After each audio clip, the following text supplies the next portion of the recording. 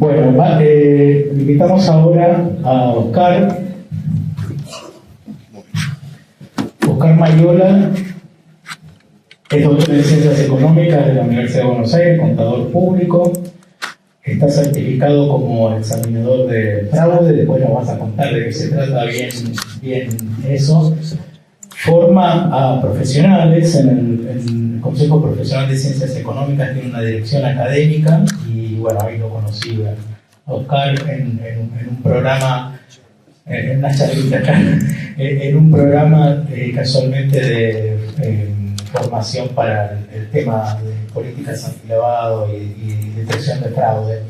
Así que es un amigo de la casa, ya estuvo con nosotros el año 2022 en el encuentro que hicimos de la UCA, en la UCA, digo.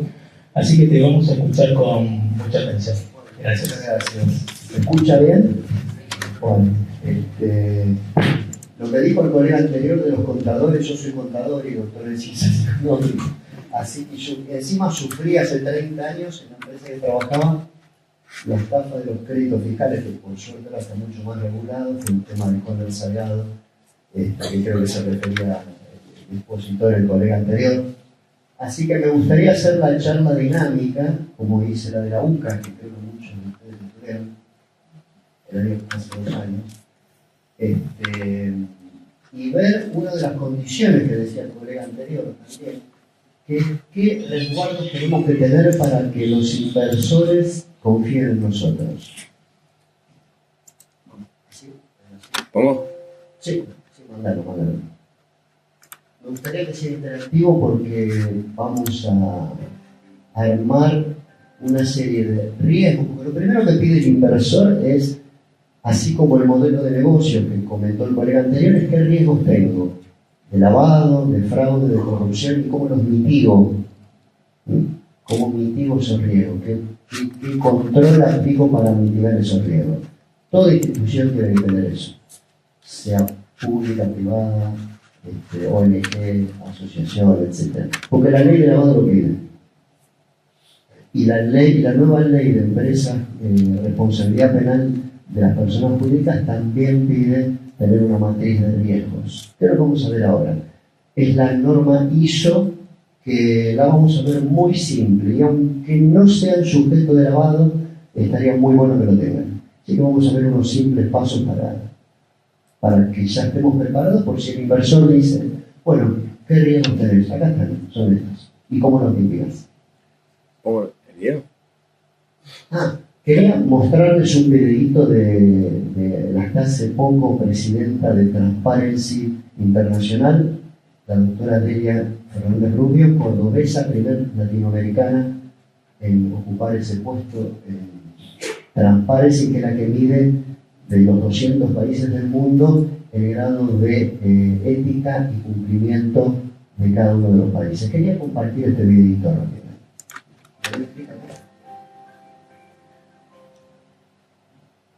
La corrupción es un problema en todo el mundo. En las organizaciones que trabajamos en contra de la corrupción, trabajamos por la transparencia, lo hacemos desde hace aproximadamente 3 décadas. Ustedes dirán, ¿qué trata?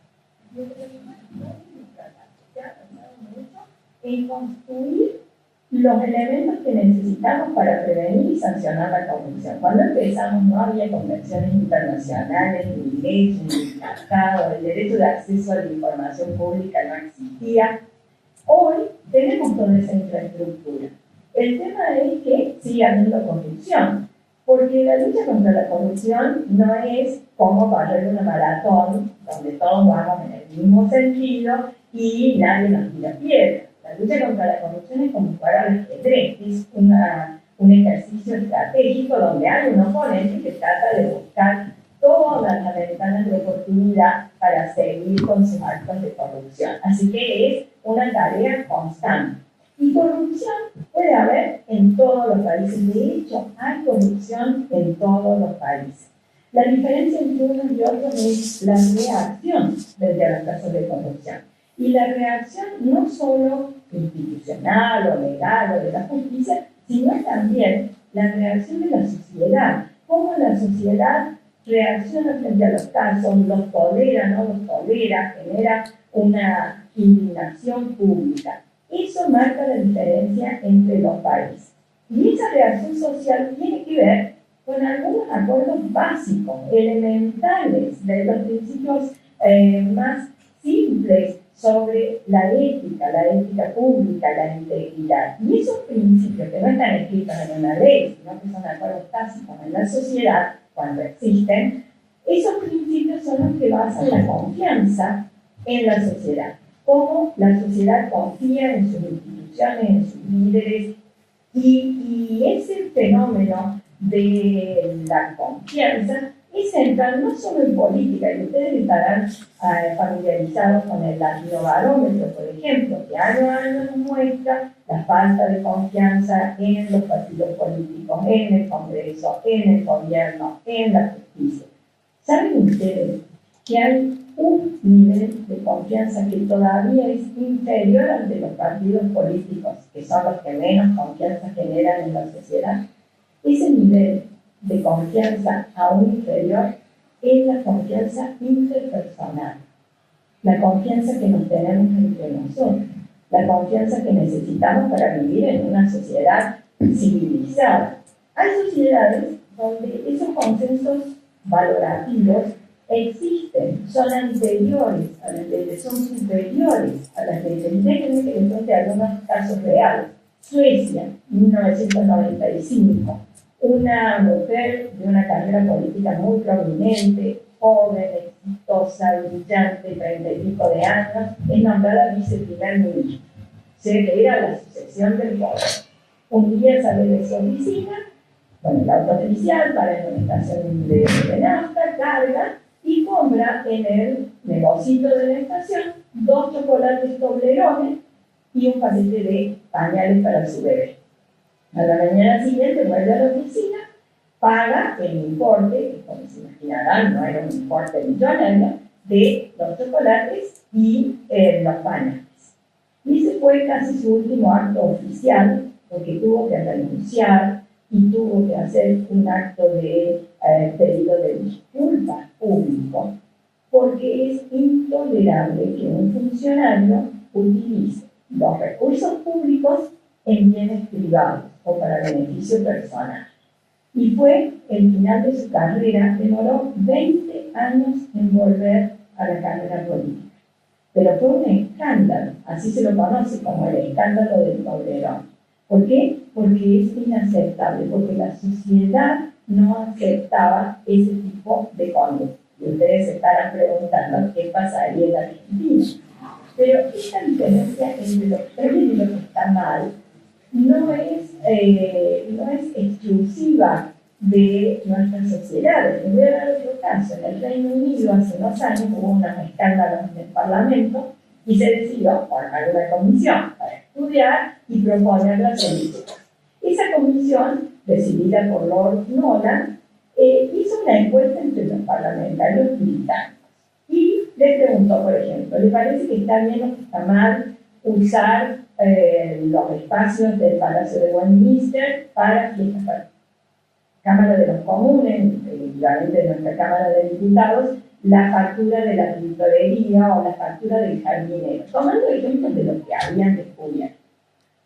Ese estudio de la comisión fue lo que dio base a los principios de ética pública de la primera ley en el Reino Unido y los que se siguen repitiendo, que empieza por decir el funcionario público debe ser honesto. Cuando Lord Nolan le envía al primer ministro la propuesta de ley y el resultado de la investigación, en la carta, en la primera página, dice: señor primer ministro, hemos descubierto que los parlamentarios británicos no tienen claro lo que está bien y lo que está mal.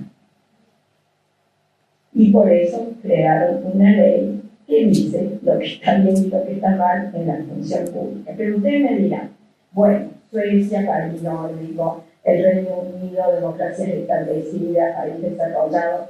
Les voy a contar una anécdota de Uruguay 2017, acá nomás, usando el chat. El vicepresidente de la República tuvo que renunciar. ¿Y por qué renunció? Investigando su gestión como presidente de la compañía petrolera de Uruguay, unos años antes, se descubrió, entre otras cosas, que había usado la tarjeta de crédito de la empresa pública, para gastos personales. Había algunos regalos de free shop que había comprado y había lo que el expresidente Mujica dijo que eran unos calzoncillos. Otros más elegantes dicen que fue un traje de baño. Lo cierto es que lo había pagado todo el dinero público, con la tarjeta oficial. El partido al que pertenecía, el Frente Amplio, a través de su comisión de ética, decidió que esto era inhacer partidarios y renunció al cargo de vicepresidente de la República. Y ustedes se preguntarán qué hubiera pasado con un caso similar en Argentina. Bueno, yo creo que en Argentina esos acuerdos o consensos básicos sobre lo que está bien y lo que está mal, lo que es correcto y lo que es incorrecto, lo que vamos a aceptar y aquello que no vamos a tolerar, esos consensos básicos están quebrados y tenemos que reconstruirlos. Todos ustedes conocen el tango Cambalache, escrito en 1934, tiene casi 90 años y dice: todo es igual, nada es mejor, lo mismo un burro que un gran profesor, es lo mismo el que labura que el que afana o está fuera de la ley. Bueno, la verdad es que más que 1934 y siglo XX Cambalache, eso se parece bastante a la Argentina del 2020. Y así como les di algunos ejemplos de otros países, les voy a contar uno que sucedió en Argentina hace unos años. Un ministro, millonario él, que como no le gustaba la galletita que le traían con el mate o el café en el ministerio, le dio la orden a su secretaria que con el dinero público, y por eso se supo, se compraran Choco Arroz, unos alfajores de arroz con chocolate, que eran su marca preferida y era lo que él quería tener, así que la orden era que había que comprar alfajores para tenerle siempre esos alfajores. Con el dinero público, no sacó de su bolsillo para comprar. Cuando se conoció, se dio a publicidad por algún medio, yo empecé a decir algunas cosas en las redes sociales. Por supuesto que la respuesta en Argentina fue inmediata: no vamos a hacer lío con un alfajor. Eso fue lo que me dijo un funcionario público y más o menos eran las respuestas que aparecían en las redes sociales.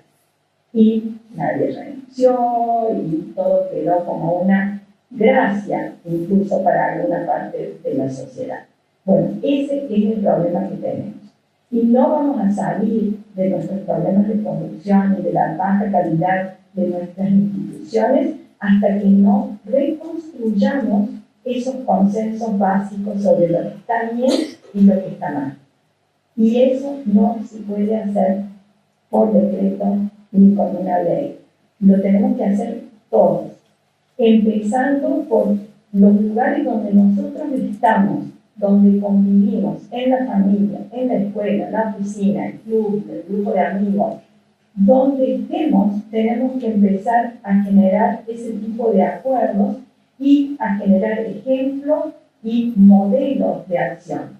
Y con paciencia y perseverancia, en algunos años, Cambalache será la pintura de una época pasada y nosotros viviremos en una sociedad más justa, más libre, inclusiva, más democrática, más segura para todos, una sociedad sin corrupción, una sociedad mejor para vivir.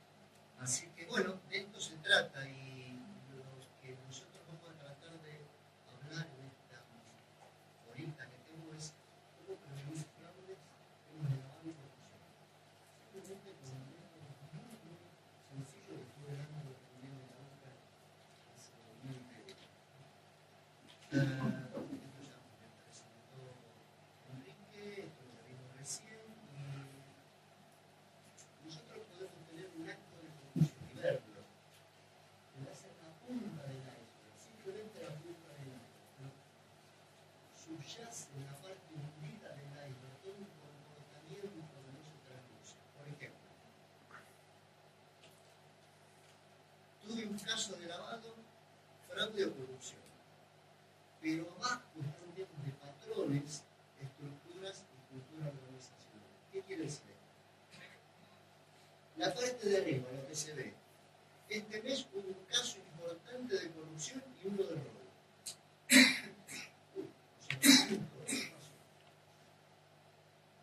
Hubo controles, hubo temas pasivos, hubo extorsión. Entonces, vamos abajo a la parte hundida del iceberg y vemos que en patrones, en los 2 últimos años hubo 2 casos de faltante de caso de caja. Y no le digo bueno. Vamos más abajo del iceberg y vemos que las estructuras y sistemas que generó el organismo, el ente, favorece ese tipo de acción. No por lo que decía de ella. Y si vamos más abajo, en la punta, donde llega el iceberg a la tierra, y somos buenos, este tipo de organización, mire lo que dice ahí, está formado por gente buena y nunca puede haber estafas. ¿Qué es lo que nos pasa a los ONG? Las entidades sin fines de lucro. Queremos que somos todos buenos. Y nosotros trabajamos con contratistas, con proveedores, con clientes, y generalmente no tenemos una línea de denuncia. Que la línea de denuncias sería el elemento, sería como transparentar lo que antes era radio pasillo, que todos saben que tal persona está en gerente de compras, en que hace las inversiones. Bueno, la línea de denuncia sería una forma de transparentar lo que antes era radio pasillo. Entonces, como ustedes pueden ver, lo que antes era un simple evento, en realidad subyace que hay toda una estructura armada que favorece ese evento. Y después nos sorprendemos. Entonces, lo que vamos a hablar acá es de cómo evitar que ese evento salga al aire. Básicamente, es con temas de prevención y detección, que es muy parecido, colegas, que son administradores, yo también administro y doy este tipo de clases a pymes, productivos o no, industriales o no. ¿Se escucha? Más o menos. Más o menos. ¿Ahora? Mejor. Bueno. Es muy parecido a lo que hace una tarea de inteligencia industrial, inteligencia estatal. Nosotros lo que hacemos en las organizaciones es prevenir y detectar. Que estaríamos en la parte, los que los militares o gente de seguridad llaman tareas de inteligencia. Tenemos que hacer tareas de inteligencia a través de la prevención y la disuasión. ¿Qué diferencia hay entre disuadir y prevenir? Disuadir es cuando noto que esa organización, un poco lo que decía el colega anterior, tiene el fronting, él hablaba del fronting company, tiene tantas cámaras, tanta auditoría, tanto control, la gerencia es creíble, que no me animo a entrar ahí. La disuasión es un paso previo a la prevención. La prevención es una pared que previene que uno salte la pared. La detección es cuando uno salta la pared y hay una cámara que lo detecta. Y la disuasión es cuando ni siquiera me animo a saltar la pared. ¿Por qué? Porque sé que adentro hay una organización robusta, de controles robustos, que es lo que yo estoy tratando de explicarles hoy. Cómo hacer para que nuestras organizaciones sean robustas. Porque en definitiva la plata va a venir en organizaciones robustas, que es lo que decía el colega anterior. Esa gestión que él hablaba tiene que ver con demostrarle al inversor, sea estatal, privado, él habló de pymes y demás, que tenga una estructura de controles robusta. Y lo vamos a ver en 3 pasos muy, muy simples. Tengo 1 hora, ¿no, Enrique? Más o menos. Vamos bien. Una vez que hay una denuncia, por eso sugiero tener una línea de denuncias, un hotline o una gerencia de puertas abiertas. Si no puedo pagar a una empresa de líneas de denuncias confidenciales, bueno, tener un administrador de puertas abiertas que me permita hablar y decir, estoy notando tal cosa. Es la ayuda más grande que puede tener el administrador. Estoy notando tal cosa, claro. Me ha pasado a mí. Yo hace 15 años que asesoro en estos temas, pero antes trabajé 30 años en empresas petroleras y de energía en estos temas. Cómo prevenir, disuadir fraude, porque es parte de la estrategia. Uno tiene dos estrategias, que es presentar el modelo de negocios, el modelo de empresa, y la otra es cómo, que también forma parte de la estrategia, es cómo mitigo los riesgos de ese negocio. Porque el inversor lo que me va a preguntar es a qué te dedicas, qué haces, pero además cómo mitigas tus riesgos. Y acá está la respuesta. Entonces digo, una vez que tengo la denuncia, ya es una tarea de contrainteligencia, ya no es de espionaje o tareas de inteligencia. Tengo que tratar de revertir esa denuncia, ver si es verdad, ver si es verosímil, porque puede ser que sea una denuncia de despecho, que alguien haya hecho una denuncia, puede ser de mobbing, o puede ser de corrupción, o puede ser de lavado, puede ser de acoso, etcétera, etcétera. Se usan para ambos aspectos. Tengo que ver si es creíble. Una vez que detecto que es creíble, hago una hipótesis. Y esa hipótesis la tengo que corroborar. Es lo que en términos de empresa o términos de seguridad o militares llaman contrainteligencia. Tengo que tratar de frenar a ese perpetrador para que no siga cometiendo fraude. Yo ahí les traje un folletito del ACFE, que es el ente rector de esta actividad. Nosotros los contadores tenemos 3 niveles de auditoría. Uno que es la auditoría de estados contables, el contador que firma, una auditoría de controles internos, ver cómo están los controles internos, y otra de fraudes, que es específicamente para detectar fraudes. Y el ente rector, que es el que regula la actividad actividad forense, es este. Miren, acá les traje un modelito. El ente se llama ACFE, tiene base en Estados Unidos, pero tiene local chapter, capítulos Argentina, Uruguay, Colombia, Tailandia, abarca todo el mundo, está en más de 130 países. Esto se llama ACFE, que es como si fueran los consejos profesionales de contadores públicos. Entonces viene la parte de contraespionaje hasta que llega a la justicia, y la empresa o el ente o la organización decidirá si quiere correr el riesgo de aparecer en los medios. Por eso muchos deciden sacarse a la manzana podrida directamente, echar al empresario y no ir a la justicia, porque ir a la justicia demanda de tener abogados penalistas que no son baratos. Tú que seas un abogado penalista acá, es caro, y los plazos son largos. Entonces lo más fácil es no llegar a esta instancia, sino directamente despedir a la persona que está cometiendo el fraude. ¿Hasta acá estamos más o menos bien? Bueno, seguimos. ¿Se escucha bien todo? Entonces, ¿de qué se trata? Es de tener una estructura de controles robusta, que esto va a depender de si nos dan plata o no. Si el inversor ve que la organización, el ente, tiene una estructura de controles robustas, así como lo que decía el expositor anterior, una gestión demostrable con elementos fehacientes demostrables, la parte del riesgo también es parte de la estrategia. Y una estructura robusta es tener un gobierno corporativo. ¿Qué es el gobierno corporativo? Un estatuto, descripciones de tareas, límites. Usted firma una inversión, pero usted no puede hacer la conciliación bancaria, segregación de tareas. ¿Cómo controlo esos riesgos? ¿A través de qué? ¿Cómo mitigo esos riesgos que detecté? ¿A través de qué controles? Luego, algo que está muy de moda ahora, que es el compliance, como es todas las tareas de cumplimiento.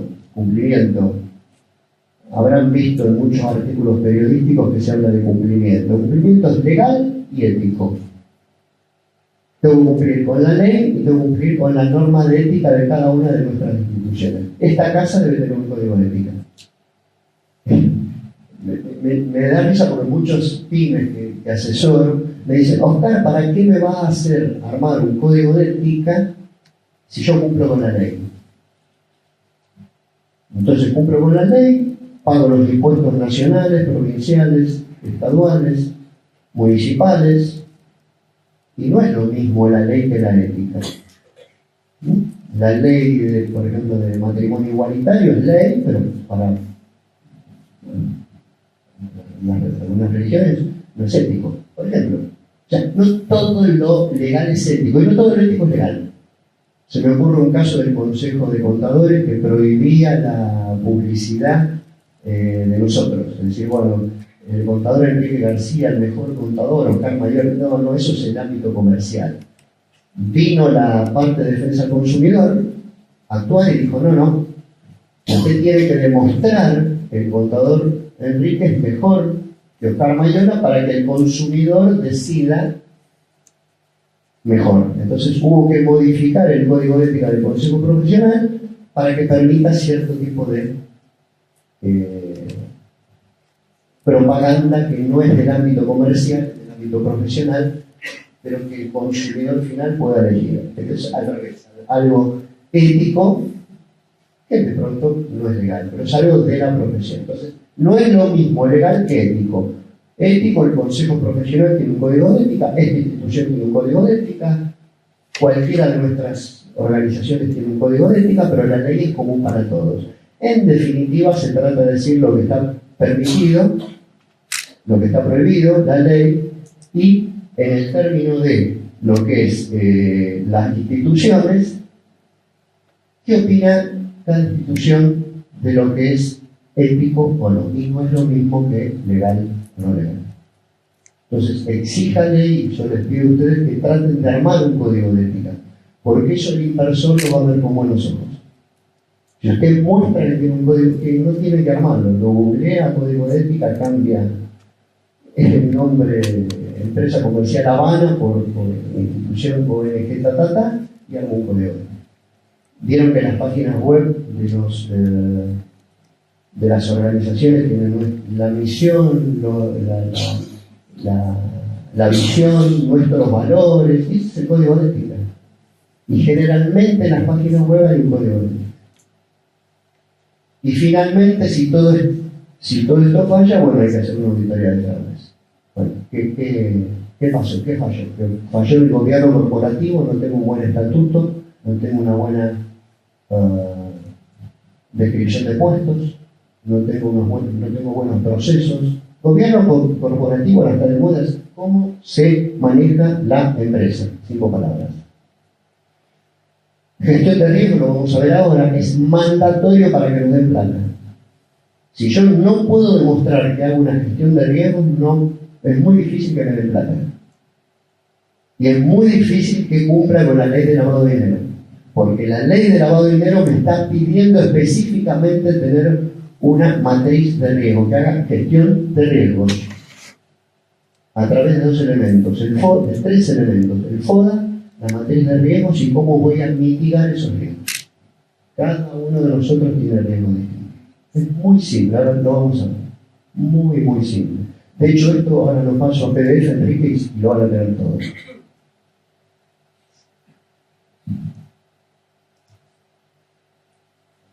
Si apretar esto.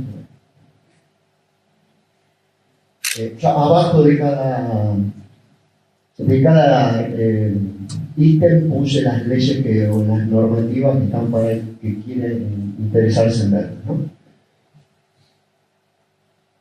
Entonces, el costo del fraude, si llega a producirse el fraude, tiene un costo impresionante para nosotros. Entonces, toda esta plata que nos prestaron a través de crédito fiscal o lo que fuera, me la gasto en investigación, en litigio, pérdida de confianza, porque hay 2 elementos. Una es la plata que pierdo y otro es el descrédito que pierdo. Ya nadie me va a dar crédito.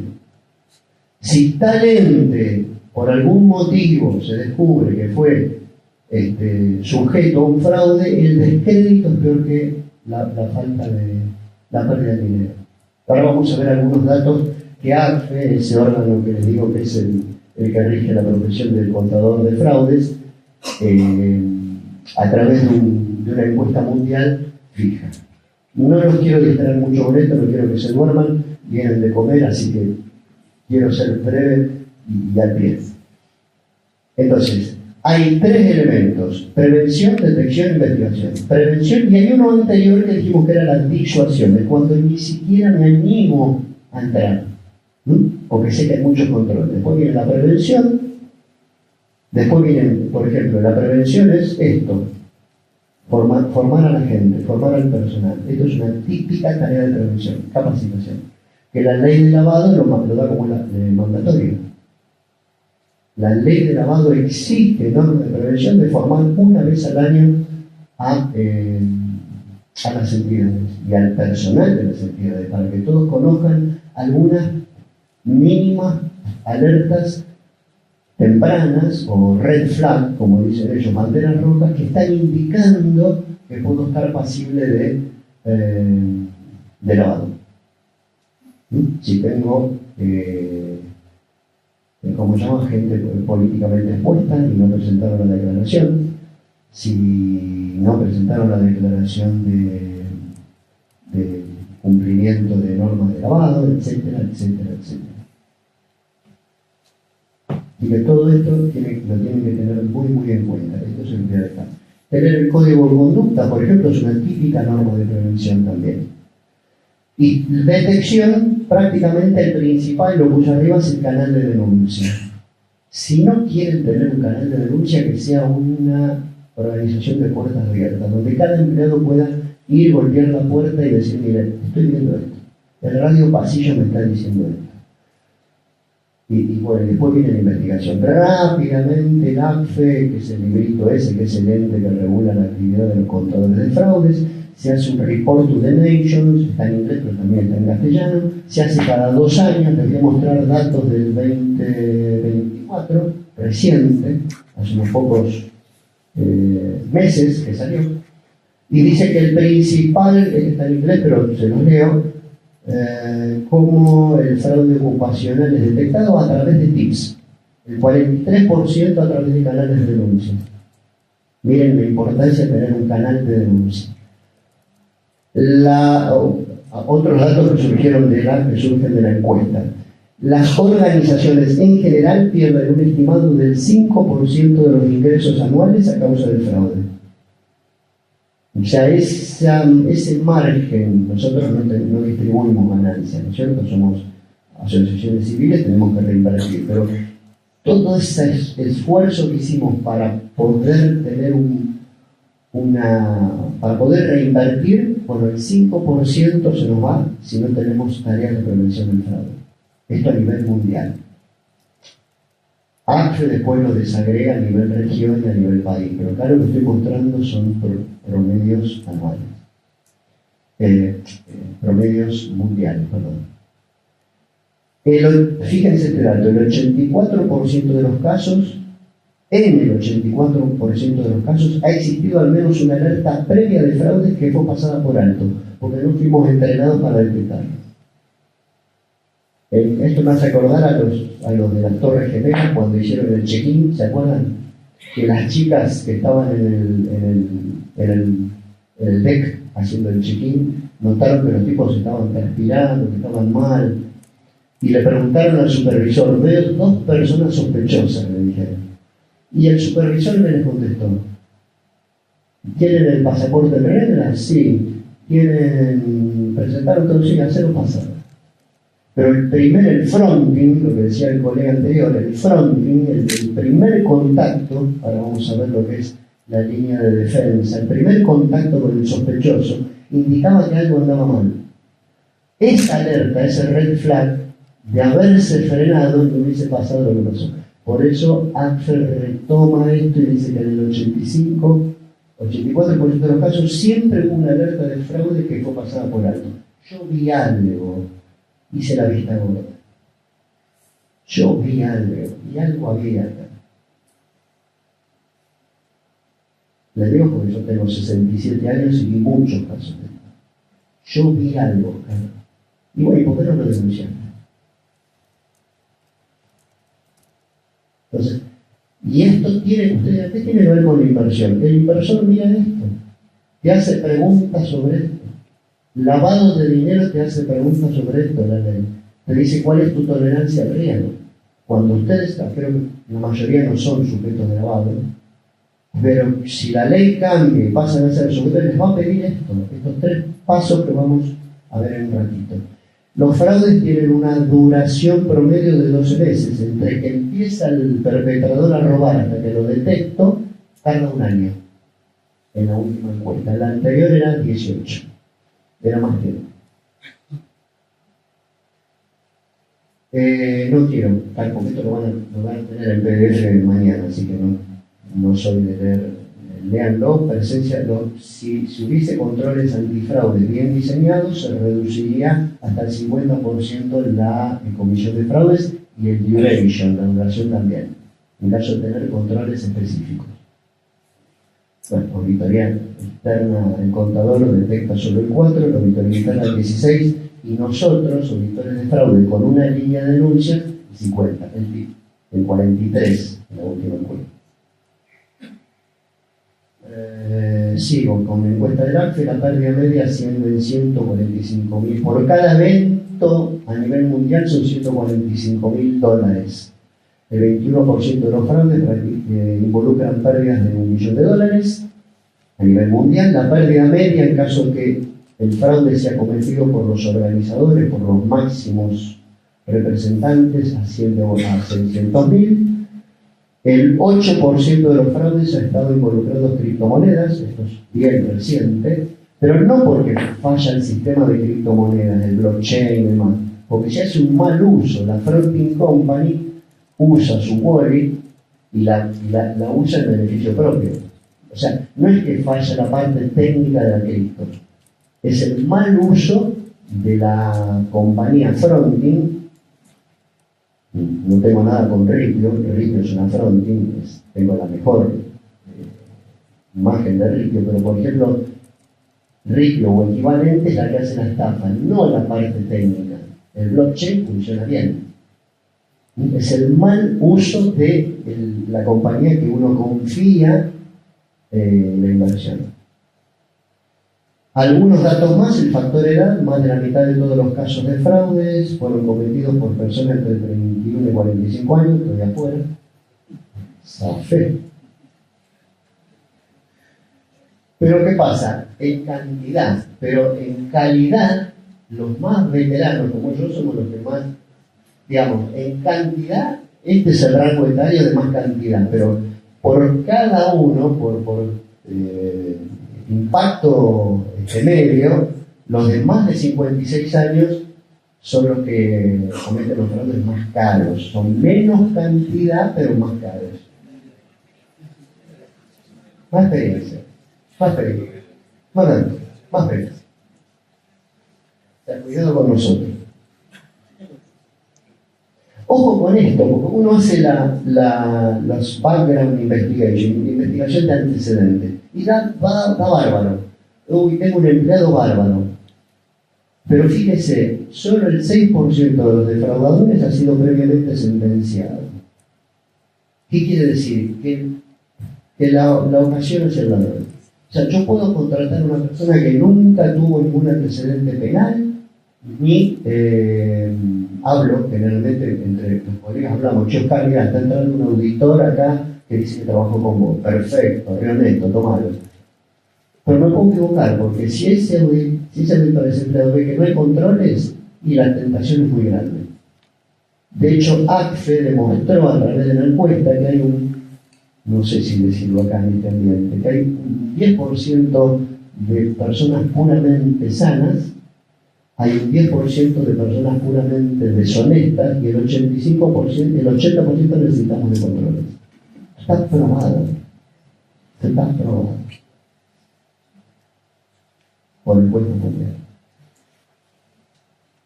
Signos de alarma, bueno, estilo de vida más allá de las posibilidades. Si uno ve que el gerente de compras o el tesorero cambia cada 2 años el BM, y bueno, ¿cómo puede ser que con 1.500.000 pesos por mes? Entonces uno tiene que estar en esta profesión alerta.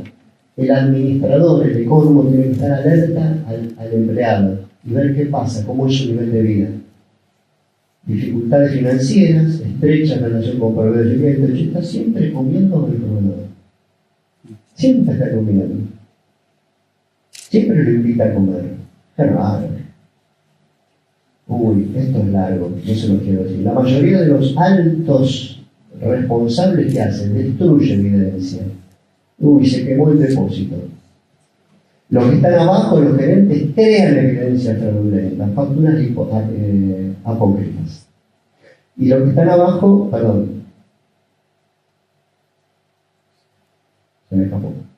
Y los fraudes cometidos por los más altos ejecutivos son 3 veces más costosos que los de los gerentes y 7 veces más del empleado. O sea, ojo, que si la línea de denuncias le está diciendo que el administrador se le comete el fraude, ya tengan en cuenta estos datos.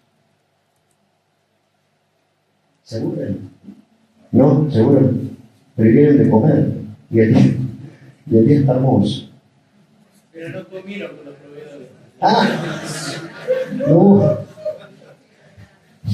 No hubo plata. Bueno, bien. Mira este dato.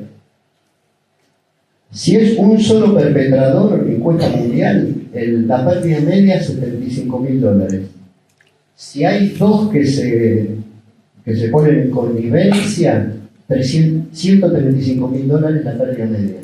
Y si hay más de 2, la pérdida media sube, asciende a $329.000. Y es lógico.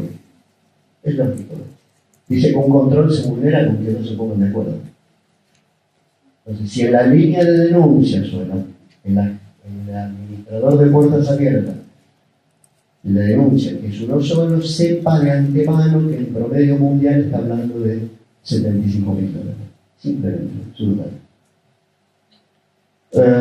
No se recobra nada de lo que se roba, colegas administradores. Solamente el 13%. Y en Latinoamérica mucho menos. 57 nada, 30 parcialmente y 13% nada. Otros hallazgos en Latinoamérica. Latinoamérica tiene índices peores que los que le mostré recién. La mitad de los delitos llevados a cabo por altos ejecutivos en la región corresponde a hechos de corrupción. Acá hay más corrupción porque ACFE lo que hace es dividir el robo de activos, corrupción y balance falso. Es como para usar en todo el mundo la misma terminología. Robo de activos, que incluye también el mal uso de un activo, de una autocompañía, por ejemplo. Lo uso para irme de vacaciones, eso está en robo de activos. Corrupción, regalos empresariales, conflicto de intereses, cohecho. Y por último, cuando falsifico balances. Los fraudes ocupacionales en Latinoamérica y Caribe es peor que la media que mencioné antes. El método de detección de ilícitos más común en Latinoamérica es la línea de denuncias, 43 a nivel mundial, acá 55, por eso es muy importante que tengan líneas de denuncias. En Latinoamérica se recobra solo el 3, mucho menos que a nivel mundial. Y esto es lo que se llama la línea de defensa, que es como se arma una organización. Porque está la parte de los vendedores, de los que salen a buscar crédito, ¿no? Estamos también los que defendemos, como un equipo deportivo, ¿no? Está la primera línea de defensa, que son roles de primera línea, que dice ahí.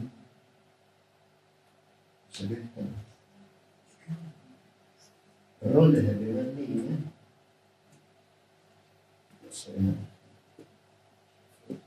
Yo me voy a caer como el pibe que se cayó acá. Roles de primera línea, que son los que tienen el contacto directo con es el que contacta con el banco, es el que contacta al proveedor. Roles de primera línea. Y acá, con una línea de defensa, con una línea de denuncia, nosotros detectamos el 50. Acá. Roles de primera línea. Acá. Roles de segunda línea ya se diluyen. Acá está la parte de relaciones públicas, recursos humanos, capital humano, asesoramiento de contabilidad, por ejemplo. Pero el foco tiene que estar puesto acá. Y tercer línea es la auditoría interna. Y la cuarta línea son los entes de control. La Comisión de Valores, el Banco Central de la República Argentina, la Superintendencia de Seguros, por ejemplo, de la Nación. Entonces, Como el fraude entra acá, esta es la boca de la empresa, porque es el que tiene el contacto con el posible perpetrador, acá hay que poner el control, no acá ni acá. Por eso, el contador de fraude con una robusta línea de defensa, en la primer línea, detecta el 43 y en Latinoamérica el 55 de los fraudes. Y esto es armar una línea de defensa, como la línea de defensa de un equipo deportivo. Es la defensa. Es la defensa del equipo deportivo. Por eso es parte de la estrategia. Los que atacan van a ser los que van a buscar los créditos. ¿Sí? Hablo del equipo deportivo cuando no hablar de fútbol, cuando no quiero hablar de fútbol. Bueno, entonces, esta es la parte de 3 líneas. Y arriba de todo está el órgano volitivo, el órgano de dirección. Definición de riesgo es esto: cuando algún hecho inesperado impide que cumplan los objetivos que nos fijamos al principio de la vida. A ejemplos mundiales un montón, no se los voy a dar, lo van a tener en PDF, Madoff. O sea que no pasa acá, el FIFA Gay, ¿se acuerdan? O sea, no pasa en una organización religiosa, pasa en todo el mundo. Fraudes en tiempos reales, cuando todos tuvimos que sacar la computadora y trabajar desde casa. Yo escribí un artículo por todos los fraudes que hubo en este caso. Wikileaks, el de Julian Assange, que se le había dado perfiles a todo el mundo para que operen en distintas partes del mundo, y pasó lo que pasó. Bueno, en el fútbol le quitaron 15 puntos a la Juve por alterar su balance. ¿Recuerdan el triple? Robo, corrupción y balance falso de la Juve. Y ahora el Man City lo quieren mandar a la B porque falsificó balances. O sea, ¿qué les quiero decir con esto, colegas? Que no pasa solo en el ámbito de escuelas, de entidades religiosas, pasa en todo. Está manejado por personas que uno contrata, que pone la confianza en personas que uno contrata. O sea, ojo con esto. El money mules, las mulas que mueven dinero, esto es lavado de dinero. Dice, como definido por el Departamento de Justicia de Estados Unidos, son gente que de alguna forma u otra recibe y mueve dinero obtenido de perpetradores. Y acá tenemos que tener en cuenta, si nos quieren hacer una donación muy importante, tengo que ver de dónde proviene. Tengo que ver si de Interpol, tengo que ver la lista de la FIP, etcétera, etcétera. Esto en UK dice, los fraudes hoy día, los fraudes ocupacionales son más del 40% de todos los fraudes tipificados en el Código Penal. De todos los delitos tipificados en el Código Penal, el 40% son delitos de robo, lavado, corrupción. O sea que no pasa solo acá, es mundial. Y la clave es poner controles. ¿Qué más? Este es un mail que recibió, por supuesto lo cambié para no mostrar. En las empresas se dan charlas de cuidado, la gente de IT, no hacer clic en ningún mail porque puede ir a un malware, puede ser un fraude. Entonces la empresa, ¿qué hizo? Nos daba cada 2 meses la gente de IT, de sistemas, charlas de cómo prevenir temas de fraudes a través de la computadora. O sea, jamás haga clic en un mail y usted sabe que de antemano puede ser sospechoso. La empresa mandó esto a propósito, después de haber hecho el curso, y está mal escrito. Si ustedes ven, está con errores de ortografía en inglés, jamás le va a decir hello, de una empresa de origen de Estados Unidos. Entonces ya había signos que era una prueba para el cazabobo. ¿Quieren creer que a pesar de haber hecho todos los cursos, el 80% de la gente hizo clic ahí? Dice más o menos así como que los reguladores requieren que monitoricemos y restringamos algunas páginas que ustedes han estado entrando, miren por favor dónde entraron y haga clic ahí para ver en qué página no permitido usted entró. Y lo peor de todo es que el board de directores del 50% hizo clic. Obviamente apareció una nota diciendo: la próxima vez esto va a incidir en su sueldo. Ahora no, pero la próxima vez le vamos a bajar el sueldo. O sea que ojo con estas charlas y después no aplicarlas en la vida real. Este es un ejemplo. La definición de control es, bueno, medidas encaminadas para mitigar los riesgos. Ya, detecto los riesgos y le meto un control. Ahora, ¿qué pasa? ¿Cómo hago para mitigar los riesgos? Primero tengo que identificarlos a través de un FODA. ¿Alguno de ustedes hizo un FODA? Fortalezas, oportunidades, debilidades, etc. Bueno, eso es clave.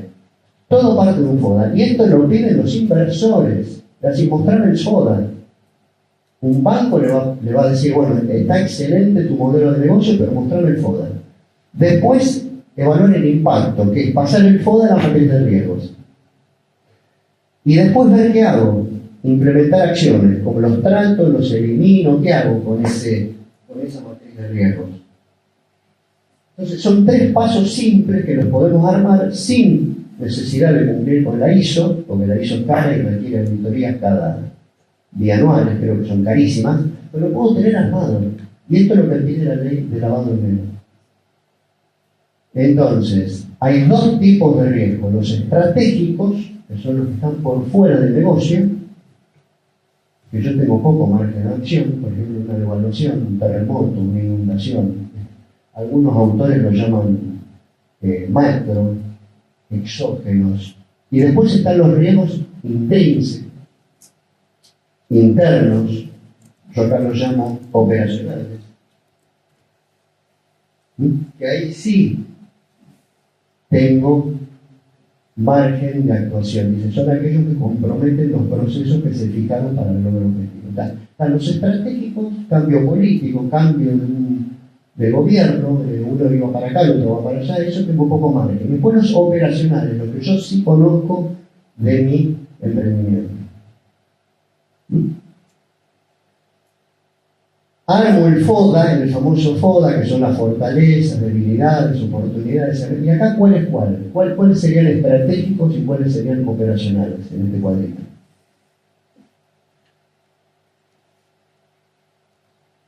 Fortalezas y debilidades serían los míos, las fortalezas y debilidades de mi ente.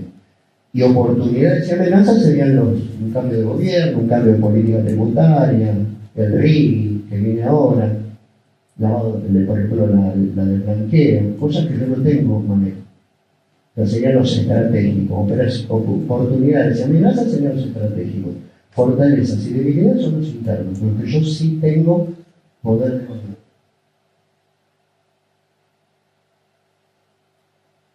¿Qué más? ¿Qué más me falta? ¿Sigue? Sí. ¿Quieren que corte o está interesante? ¿Sigo? Y acá les doy algunos ejemplos. Esto árenlo, por favor. Ténganlo armado, porque se lo va a pedir el inversor o la ley de responsabilidad penal de empresa jurídica, de persona jurídica. Ténganlo armado. Entonces ya lo tienen. Ya con esto cumplen todo lo que es la gestión de riesgos. Son 3 pasos muy simples. Debilidades, por ejemplo, falta de fuente de financiamiento, creo que estamos hablando acá. No se mide el desempeño, no existe código de ética, que es lo que estamos viendo. No tengo recursos tecnológicos, faltan habilidades claves. Tengo controles débiles, típicos. No lo voy a leer uno por uno, esto se los voy a dejar con uno. Ustedes armen el de su propio ente. Entonces, ¿qué logro con esto? Mis fortalezas me sirven para aprovechar las oportunidades. Mis fortalezas me sirven para neutralizar las amenazas. Pero mis debilidades me impiden aprovechar las oportunidades. Y mis debilidades me exponen a las amenazas. Por eso hay que maximizar las fortalezas y minimizar las debilidades. Son 3 pasos. Primero el FODA y el que sigue es armar solamente con la parte de debilidades y amenazas, porque las fortalezas y oportunidades va a ir al modelo de negocios. Esto va a ser a la gente que hace publicidad, marketing, pero todo lo que es debilidades y amenazas me lo va a pedir la gente que le va a dar plata. Me va a decir, ¿cuáles son qué determinaste vos como tus debilidades y tus amenazas? Me va a pedir este cuadrito. Entonces, una vez que tengo determinadas las herramientas, las numero y las paso a lo que se llama la matriz de riesgo. ¿Sí? Ahí mido dos variables, la probabilidad y el impacto. ¿Qué probabilidad tengo que este riesgo, esta debilidad que puse ahí, se cumpla o no? ¿Y qué impacto tendría en el caso de que se cumpla? Entonces, lo distribuyo. El primer caso es alta probabilidad bajo impacto. Claro. El impacto es bajo porque es bajito el pozo. Pero la probabilidad que pase, no creo que pase de un lado al otro. El segundo es baja probabilidad bajo impacto. Es muy cortito el paso que tengo que dar, por más que sea profunda, el impacto va a ser también mitigado. Alto impacto. Y el otro es baja probabilidad, alto impacto. Perdón, el anterior era baja probabilidad, bajo impacto. El tercero es baja probabilidad, alto impacto. La probabilidad es muy baja porque tengo un simple salto, pero el impacto es alto, porque tengo un pozo muy profundo. El último es alta probabilidad y alto impacto. El peor, no creo llegar a la otra punta y el espacio es muy amplio. Entonces, con esto armo lo que se llama la matriz de riesgo, que es distribuir todos los riesgos que yo había visto acá, todos los que había visto en debilidades y amenazas, acá. Los tengo que distribuir simplemente en base a la probabilidad, que es el eje de las X creo que era, y el impacto, el eje de las Y. Y la probabilidad puede ser baja, media o alta, y el impacto puede ser bajo, medio o alto. Entonces distribuyo todos los riesgos. Y esto es lo que me pide el ente que me va a dar el dinero, el ente de Contralor. La unidad de lavado, el Banco Central, la Comisión de Valores, cualquier ente que regule mi actividad me va a pedir esto. Entonces, ¿qué hago con esto? Hacer un mapeo de todos mis riesgos en base a la probabilidad que ese riesgo se dé y el impacto. Ahora yo les pregunto, ¿qué dijimos antes? ¿Cómo se controla esto? ¿Cómo se mitiga el riesgo? A través de un control. Pero ¿qué pasaría si yo quiero controlar todo esto?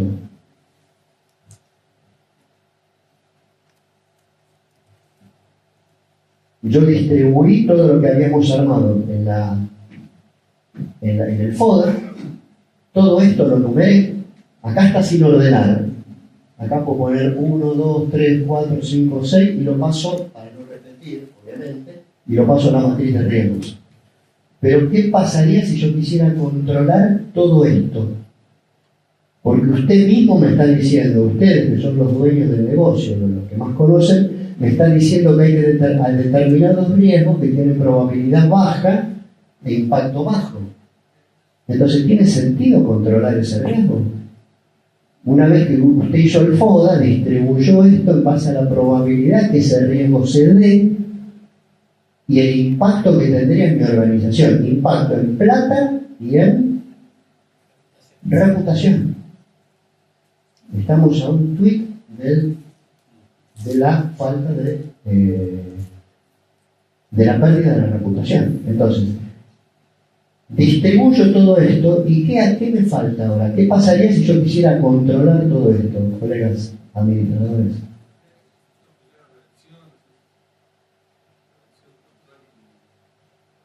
Claro, tengo que hacer, eso es lo que viene ahora.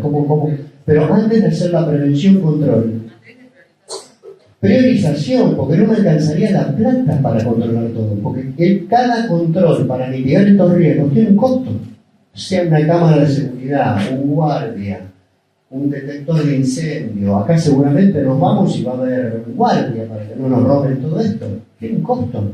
Entonces tengo que ver la priorización, y eso se llama, en términos de la unidad de lavado, dígame cuál es su grado de tolerancia al riesgo, su línea de tolerancia al riesgo. Y esto, cada organización tiene su propia línea de tolerancia al riesgo, que puede ser así, que puede ser así, que puede ser así, si soy más tolerante. Todo lo que esté por arriba de la línea de tolerancia al riesgo, ahí sí voy a gastar un mango en controlar. Todo lo que esté por debajo no, porque si usted mismo me está diciendo que el riesgo es bajo, ¿para qué va a gastar? ¿Y qué va a controlar? Un riesgo de robo y usted mismo me está diciendo que es bajísima esa probabilidad y el impacto es bajísimo, porque acá hay guardia, porque acá hay control, porque hay permanentemente un flujo de gente que entra y sale. Entonces eso no tiene sentido.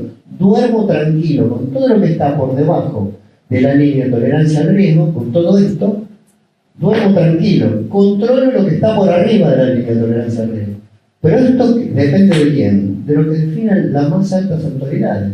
Porque yo he estado en reuniones donde se ha determinado esto y lleva tal vez un día, porque se tienen que poner de acuerdo todos los ecónomos, todos los administradores, en fijar una línea de tolerancia al riesgo.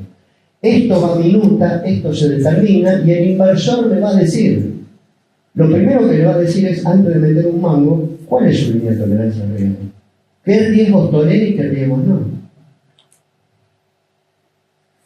Esto es estrategia pura, esto es estrategia y gestión, colegas administradores. Lo primero que le van a preguntar, lo que decía el expositor anterior, es la gestión, y esto es gestión. Y además la gestión es estrategia.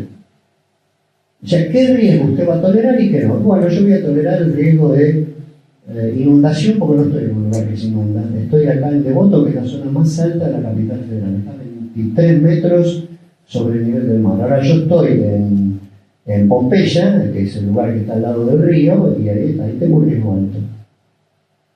Se desborda el riachuelo, póngale. Este es el lugar más alto de la capital. No tengo riesgo de inundación. Difícil que acá haya inundación. Villa del Parque, de vuelta. Entonces, ¿para qué voy a poner un control? Detecté el riesgo, pero está acá. La probabilidad es baja. Inundaciones, que se me quemen los papeles, a eso voy. Que se me quemen todo, que se me mojen todos los papeles, o que se me estropeen las computadoras. A eso me refiero. Entonces, cada uno de nosotros tiene que tener una definición de qué riesgos tengo. Y eso mejor que ustedes no lo sabe nadie. Yo puedo, ¿qué hace el auditor? ¿Qué hace el contador? El contador ayuda a ustedes a hacer esto. Si quieren hacer la norma ISO, la norma IRAM, perfecto. Pero si pasan a ser sujetos de lavado o si algún inversor les pide mostrarme la matriz de riesgo, bueno, yo estoy para ayudarlos. Son 3 pasos. Y ahora viene lo que decía el colega. ¿Cómo era tu nombre? Guillermo decía esto. ¿Y qué hago? ¿Y ahora qué hago con esto? Esto, según la tolerancia al riesgo de este ente, no hago nada. Tengo que ver qué hago con ese que está ahí. Y ahora viene lo que decía Guillermo. Tengo que fijar un control preventivo detectivo. Siempre es mejor un control preventivo, porque el detectivo, el tipo ya se apagó y se fue. Yo detecté con la cámara, pero ya se rajó. El preventivo no. Estos cursos son preventivos. Una línea de denuncia es detectivo. Me están denunciando que me robaron. Una cámara, en la medida que haya alguien que esté mirando, es preventivo. Una cámara, en la medida que se mire a fin del día, es detectivo. Pero si hay una cámara que se está monitorizando a cada minuto, es preventivo. Está viendo si algo pasa acá. ¿Se entiende? Ahora, ¿qué pasa si no tengo un control? ¿Puedo transferirlo o compartirlo? ¿Qué es esto? ¿Qué es transferir un riesgo o compartirlo? Contrato una póliza de seguros. Digo, bueno, listo, si me roban, viene a la compañía de seguros y me lo pagan. O sea, yo no pongo ningún control.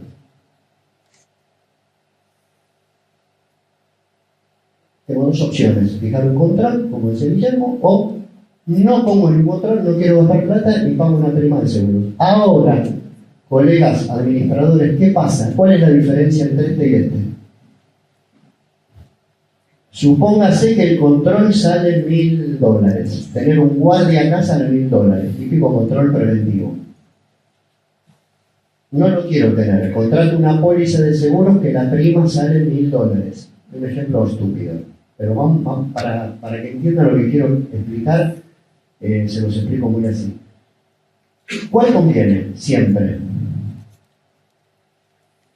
Pagar $1000 de un guardia o de una cámara que se esté mirando, que sale $1000, o desecho ese costo y contrato una póliza de seguro que, por casualidad, la prima sale $1000. El guardia, ¿por qué? ¿Cómo? Es disuasivo y además ¿qué? Lo previene. ¿Y por qué? ¿Y qué le estoy ahorrando? El daño reputacional. Y además, la compañía de seguros me va a pagar el auto, me va a pagar todo lo que me robaron, pero va a tardar capaz que un mes. Entonces yo dejo de dar clase, pierdo los márgenes.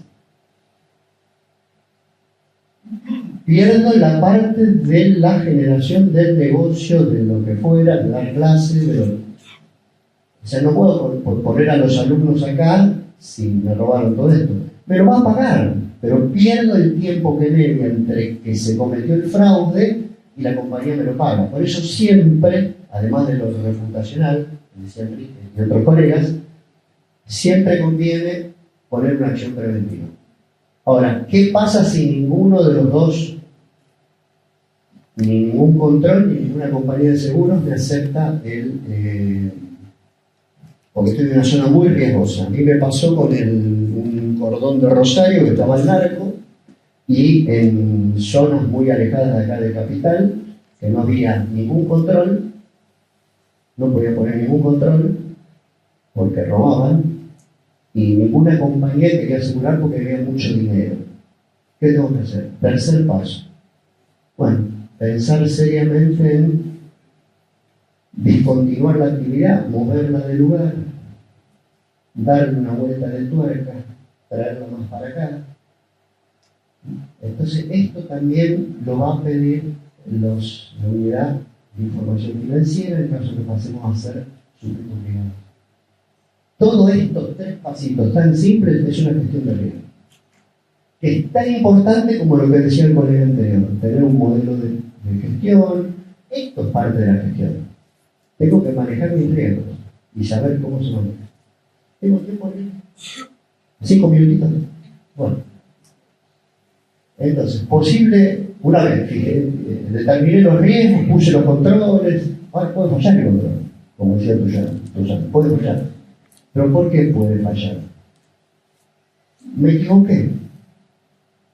Error humano. Jefe, usted me lo explicó, lo entendí mal, legal, no tenía ganas de venir a laburar. Eso es una imprudencia, es un dolo. No hay intención, no hay fraude. Ahora, en estos 2 casos, abuso de autoridades otorgadas y connivencia, que es lo que veíamos de AFE, ahí hay intención, ahí hay fraude, ahí hay culpa, ahí hay intención, ahí hay código penal. En el caso, código penal.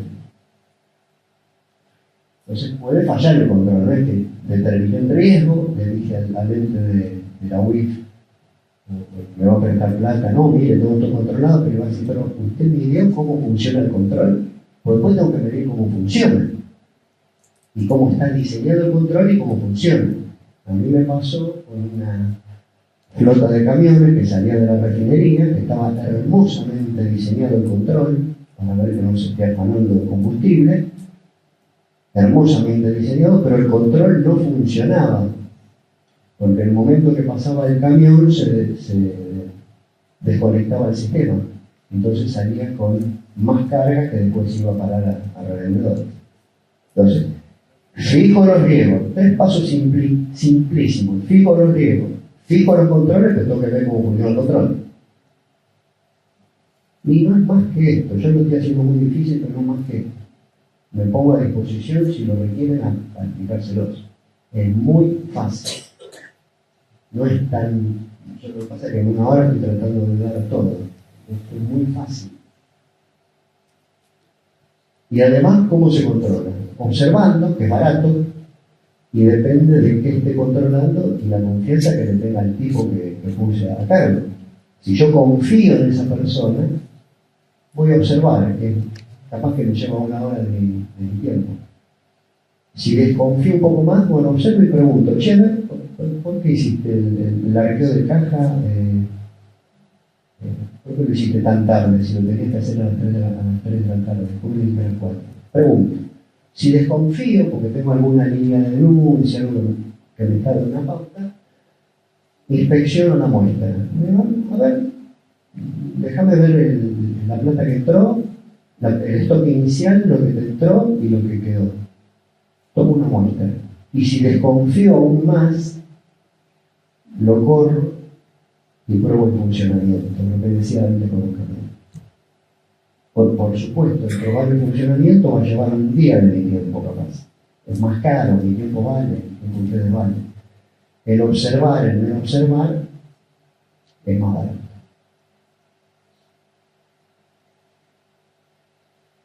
¿Terminamos? ¿Redondeamos? Entonces, falta algo más, porque yo digo, fija la tolerancia al riesgo. Ah, muy bien. Yo puedo ser muy tolerante, yo en general soy muy asustadizo, quiero controlar todo. Mi esposa me dice, pero no podés controlar toda una vida, no, siempre algo va a haber fuera de control. Pero hay gente que tiene el grado de aplicación de control es bajo. Y el grado de eficacia puede ser alto o bajo. Acá estoy hablando de controles versus riesgo. ¿Qué pasa si tengo bajo nivel de controles? Porque tengo mucha tolerancia al riesgo. Yo le digo al de la UIF, le digo, mire señor, soy muy tolerante al riesgo. Al ser muy tolerante al riesgo voy a poner pocos controles, porque la línea va a estar arriba. Todo lo que está por abajo no hago nada y voy a controlar nada más lo que está en el cuadrante superior. Entonces soy tolerante. Esto es lo mismo la tolerancia al riesgo es un gusto. Me gusta la milanesa o los ravioles, es exactamente lo mismo. En una organización ser tolerante al riesgo no es un gusto. Y si son dos o más encargados, se van a tener que poner de acuerdo el administrador con el otro en fijar una sola línea. Porque la UIF, la unidad de lavado, va a pedir una línea. Va a decir, a ver, el administrador Oscar tiene esta línea y el administrador Enrique tiene esta otra. No, tiene que haber una por el ente jurídico. Entonces, si soy muy tolerante, y quiere decir que puse bajos controles, ¿qué pasa? Y soy un descuidado. ¿Ves que el grado de eficacia es bajo? El otro lado, que soy yo, que quiero tener todo controlado, porque ya a través de la vida me enseñó a no querer controlar todo. Soy también ineficaz, porque como dije antes, no alcanza el dinero. ¿En qué me convierto? Si quiero controlar todo. Esto se usa para la vida también, no solo para la organización. Soy un paranoico, claro. ¿Y qué más? Y claro, quiero controlar todo. Claro. Me obsesiono, soy un obsesivo, un descontrolado, un paranoico. Porque no puedo controlar todo, porque no me va a alcanzar la guita, no me va a alcanzar la plata, y la plata tiene que estar para otros fines. Entonces no puedo gastar en cámara, en seguridad, en seguro, tengo que ver en qué gasto, esto es fundamental. Entonces, ¿cuál es que estuvimos viendo acá como remate del curso? ¿Qué es lo que va a pedir el ente que nos va a pedir la plata, la empresa, el Estado? Tener un riesgo administrado, que ahí sí ve que el grado de efectividad es alto. Es el término medio, es todo el ejercicio que tuvimos acá, viendo acá. El FODA, la matriz de riesgos, ¿y qué hago? Fijo un control preventivo o contrato con la compañía de seguro. Y ese sí se puede decir que es un riesgo gerencial. Es el verdadero riesgo gerencial. Esto las pymes o los entes generalmente no lo manejan muy bien. Muy bien, muchas gracias.